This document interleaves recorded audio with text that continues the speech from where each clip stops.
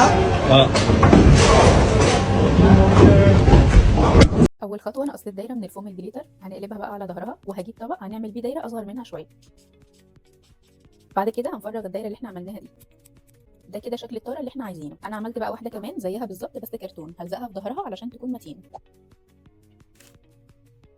بعد كده هجيب فوم بلون مختلف عن الطاره، انا كنت راسمه على الفوم نجوم باحجام مختلفه، هقصها وهزين بيها الطاره بتاعتنا. كده خلاص قصينا النجوم كلها، ورسمت كمان الهلال ده بالطريقه المعتاده بتاعتنا اللي هو نص دايره، هفرغه بالمقص. الخطوه اللي بعد كده انا رسمت الفانوس البسيط ده على الورق وهحطه على ظهر الفوم وهحدده وهقصه. بعد كده قصيت شرايط من الفوم الفوشيا ونجوم صغيره وهلال هزين بيهم الفانوس. هنجيب بقى الطاره وهنثبت عليها الفانوس في نصها بالشكل ده، وهرتب النجوم والهلال على الطاره، رتبوها بالشكل اللي تحبوه. بعد ما رتبناهم هنلزقهم بقى بالشمع. اخر خطوه جبت شريط ستان وهعمل لها علقه منه، وهحط قطعه الفوم دي عليها عشان اثبتها اكتر. وبس كده خلاص خلصت. لو عجبكم الفيديو ما تنسوش بقى تعملوا فولو ولايك وتكتبوا لي رايكم في الكومنتات، واستنوا مني فيديوهات تانية جديده.